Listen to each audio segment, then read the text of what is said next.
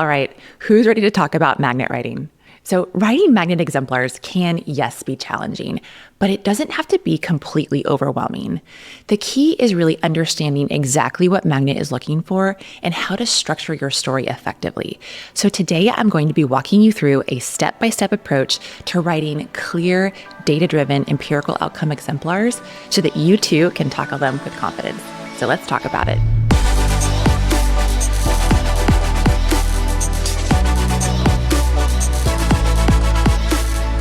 Hi there, everyone. Welcome back to Excellence in Nursing. My name is Katie Stevens, and I am a nursing consultant, a coach, and an educator. And over the years, I've worked with many teams navigating the magnet designation journey. And I'll just tell you that I've learned a lot along the way. And so that's exactly why I do these videos. My desire is to really share real-world strategies with you so that you can skip some of the guesswork and avoid some of the common mistakes that people make, and then hopefully make your magnet submission as strong as possible. So magnet documentation involves a lot of writing. And if you are new or newer to it, it can actually take some time getting used to. I still remember the first time I was asked to write a magnet exemplar when I was a clinical nurse, and I really had no idea what I was doing. And there's nothing like staring at a blank page, not knowing, where or how to start, and especially when you don't necessarily know what right even looks like. So let's just say that my first attempt pretty much completely missed the mark because, again, I had no idea what they were actually looking for, and I really had no clue how specific I needed to be. If this has ever happened to you, drop a yes in the comments below. I'd love to hear from you. I know that I'm not the only one that's experienced this. But here's the good news, is that today I'd like to share with you a clear step-by-step approach that will hopefully make writing your EO exemplars so much easier. If you're passionate about nursing excellence and the magnet journey, make sure you hit that subscribe button so that you never miss a video packed with practical strategies and insights. So here's what we're going to be covering today. I've got a 5-step process to walk you through, covering how to identify and verify your EO story, as well as step-by-step structuring techniques so that your exemplar really meets and hopefully exceeds magnet's expectations.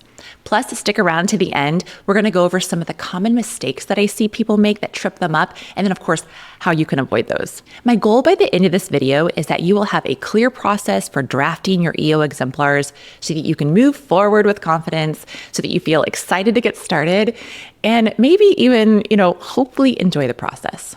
Now, before we dive in, let's break down the 5-step process so that you know exactly where we're going with all of this. The first 3 steps really focus on identifying and verifying your EO story before writing. So this is really all about making sure that your exemplar actually meets magnet's requirements before you put in hours of work. And the last 2 steps really focus on structuring and drafting, really ensuring that your EO story is presented clearly, logically, and in a way that is magnet ready. Now, what I will tell you up front is that the first 3 steps might seem a little basic. It might even seem like overkill, but I'll just ask you to trust me on this. Skipping them is how teams end up wasting a lot of time on a story that doesn't actually meet SOE requirements. And I will personally attest to the fact that I've made this mistake myself. So that's exactly why we're doing all of this up front, is to hopefully help you catch any potential issues early and hopefully avoid all of that unnecessary frustration. So step 1 is to read the SOE statement carefully. So each magnet source of evidence has very specific language about who must be involved, what kind of outcomes required. And so my recommendation here is to actually highlight or underline the key terms in the SOE to really make sure that, as you set out to align a story, that you are aligning it with the correct SOE criteria. And so here are some things to look for. Who needs to be involved? Is it clinical nurses, nurse managers, interprofessional team members, etc.? So each SOE will actually clearly specify which stakeholders need to be the focus of the exemplar. So really pay close attention to this. What kind of outcomes required? Is it a patient outcome, a nursing outcome, or is it open to maybe an organizational outcome? So what I'll say is that many of the SOEs require patient outcomes, but some will allow for nursing or organizational outcomes as well. So really be sure to read the SOE language carefully so that you don't make any assumptions. If it's open-ended, then obviously you have some flexibility there. But if it specifies a patient outcome, then that's what you must demonstrate. So really make sure that you pay close and special attention to this. What I will also say here related to outcomes is that if you are still unsure about outcome measures, be sure to check out our last video.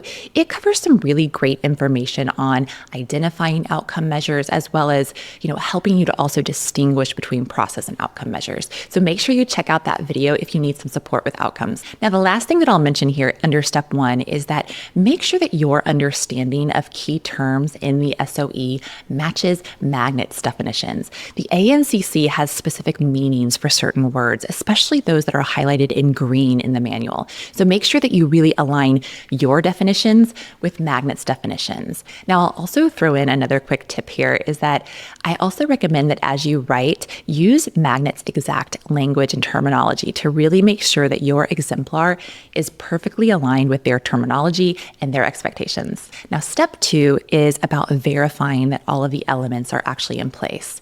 So now that you've read your SOE statement and you really have a clear understanding of what Magnet is looking for, the next step is to identify a story within your organization that fits the SOE criteria. Now, as you set out to do this, ask yourself, does this story fully align with the criteria of the SOE? Do I have the right stakeholders involved? If I'm supposed to show a patient outcome, do I have the data to back it up? And if the answer is maybe or I think so to any of these questions, please pause here and double check before moving forward. Now, step 3 is about defining and verifying your data set. So once you've identified a story within your organization that fully meets the SOE criteria, you verify the stakeholders, you've got the right outcome involved, now you're going to take it a step further and actually outline and verify the outcome data to make doubly sure that every single detail is there. In this step, you're going to make sure that you have, of course, at least 1 pre-intervention data point and that you have 3 post-intervention data points. And then, of course, that those post-intervention data points also demonstrate a positive trend. You're going to make sure that your outcome data falls within your 48-month Magnet reporting window. And then, of course, you're also going to want to make sure that you stick to consistent timeframes, that you avoid mixing up monthly or quarterly data. Also, I want to mention right here is please keep your Magnet manual handy. I still refer to mine daily. Magnet has very specific requirements when it comes to the reporting of outcome data. So always refer back to your manual. This really makes sure that you don't make any assumptions and that you make sure that all of your outcome data is really perfectly aligned with their criteria. All right, before we move into step 4 and 5 into more of the structuring piece, if you're someone who learns best by seeing real examples, we wrote an entire blog post on this topic, and it includes a full hypothetical EO exemplar that follows really every step that we're covering here today. So this might actually be a really handy framework to get you started. Okay, let's move on to step 4. Step 4 is about organizing and outlining your EO by timeline. So now that you've nailed down the right story, you verified your data, now let's get into the structuring piece of your exemplar. The easiest way that I've found to do this is to actually break down your outline into 3 clear phases. So I always start my outline with pre-intervention, intervention, and post-intervention. In the pre-intervention section, I already have my data mapped out from step 3. Now I start filling in background details to really explain, why this was an issue in the first place. Who identified the problem, and why was this outcome really important to focus on? Then in the intervention section, I start to document exactly what actions were taken to address the problem. This is where that you will make sure that you highlight, again, who was involved, what they did, when they did it, and then make sure that you really show how evidence-based practice played a role in all of that. By the time we get to the post-intervention section, this is really where we start to outline the measurable improvements and shape that final outcome narrative. And I'll usually keep this section pretty concise, but the questions that I'll look to answer is, of course, what were the results? What were the clear measurable improvements? Did the data meet or exceed expectations? And of course, were the changes sustained over time? Now, what I'll say here is that if you weren't directly involved in the work, this is where you may need to interview key stakeholders to really gather details. So, of course, as you're doing that, find out again, who was involved, what they did, when they did it, and then of course, how their actions really contributed to that final outcome. So by following this structured approach, this really helps me keep exemplars really clear, logical, and really focused on those measurable improvements, those positive outcomes. Now let's talk about step 5. This is where we're gonna pull it all together. So now it's time for you to really start drafting up your EO exemplar using the specific structure outlined in the ANCC Magnet Application Manual. And again, I cannot stress this enough. Keep that manual nearby. Keep it handy. I still refer to mine daily just to really double check requirements. For the video today, we are not going to go in and list out the full EO structure here, and that's really intentional. It's already really clearly outlined in your manual, and my best advice is to really just follow that exactly as it's written. And again, if you'd like a real world example, we've outlined a full EO exemplar in our blog post to really help you see exactly how each step comes together. So you'll find that linked below. For today, here are some tips for drafting up your exemplar. These will help you keep your writing focused, aligned with Magnet's expectations, and I'll have some more specific advice in just a minute when we start talking about some of the common pitfalls to avoid. For now, my advice is 1, stick to that Magnet framework. It is there and it is designed to guide you, so follow it exactly. Number 2, use active outcome-driven language. So clearly show who did what and how it led to measurable improvements. Number 3 is to keep your narrative clear, concise, and measurable. So really avoid unnecessary details and really focus on the impact. So now let's move on to common pitfalls in writing EO exemplars, and of course, more importantly, how you can avoid those. So the good news is that if you follow the 5 steps that we've just covered, and if you take a look at our blog post, you will naturally avoid many of the biggest mistakes, like choosing the wrong outcome measure, or missing key data points, or even writing up an unclear narrative. There are 2 common pitfalls, or key points, if you will, that I really want to make sure that we drive home. And that is, we've touched on these briefly, but they're really important enough to reinforce so that they're really crystal clear. So let's go over those quickly. Pitfall number 1 is just being too vague or not clearly stating who did what and when. So, of course, my tip to avoid this is pretty obvious. So explicitly discuss who was involved, when, and then describe the specific actions that took place. So instead of just saying something vague, like a nurse-led initiative was implemented to reduce CAUTI rates, say something more specific, like in March of 2024, we've got the date.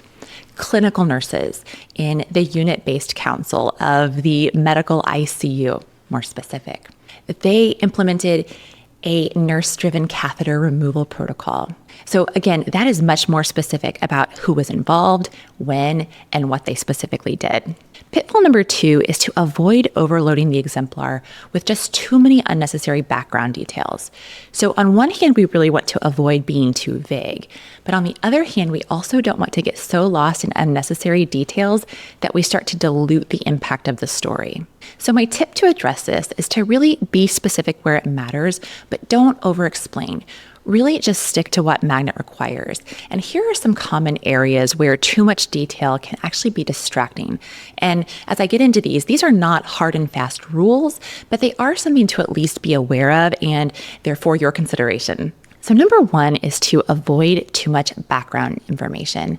So Magnet does not need an entire history of your hospital. I guess unless you're in the OO section, of course. But in your EO exemplars, you don't need to put a history of your hospital or your unit, or even really just general statements about patient safety. So my advice here is to really just stick to what's directly relevant to your exemplar. Number 2 is to try to avoid too much over-explaining. So avoid long timelines of past initiatives or excessive planning details or really drawn out explanations of why Magnet matters. Trust me, the appraisers know why Magnet matters. So really focus on what led directly to the work, the intervention, and then of course the eventual outcome. Number 3 is to avoid too much excessive appreciation or acknowledgments. It is really great to acknowledge teamwork and to acknowledge contributions, but that said, really keep the exemplar focused as much as possible on actions and impact. Number 4 is to avoid unrelated side details. So if your exemplar is about reducing CAUTI rates, then don't include a sidebar about hand hygiene improvements.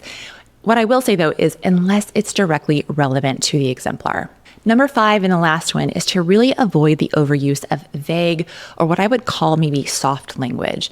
So saying that nurses were empowered to improve care isn't necessarily bad, but if you rely too much on broad, feel-good language and phrases without any evidence behind it, it could maybe weaken the impact of your story. So again, it's not necessarily bad, but just be aware of this. Instead of just saying that nurses were empowered, demonstrate how they were empowered. What did they do and how did they actually improve patient outcomes? Bottom line here is use clear, measurable language and really seek to show exactly how the intervention or the interventions made a difference. And my final rule of thumb here is that if the information that you're writing up doesn't directly support the problem, intervention, or measurable outcome, I would recommend to err on the side of cutting it. This really helps you to keep your EO exemplar clean, focused, and outcomes driven.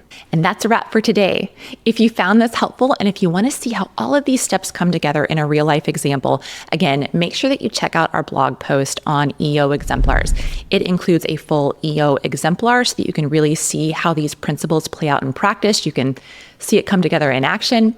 And also don't forget that we've got several free resources to help you on your journey. So you'll find all of those on our website, and I'll link everything in the description below.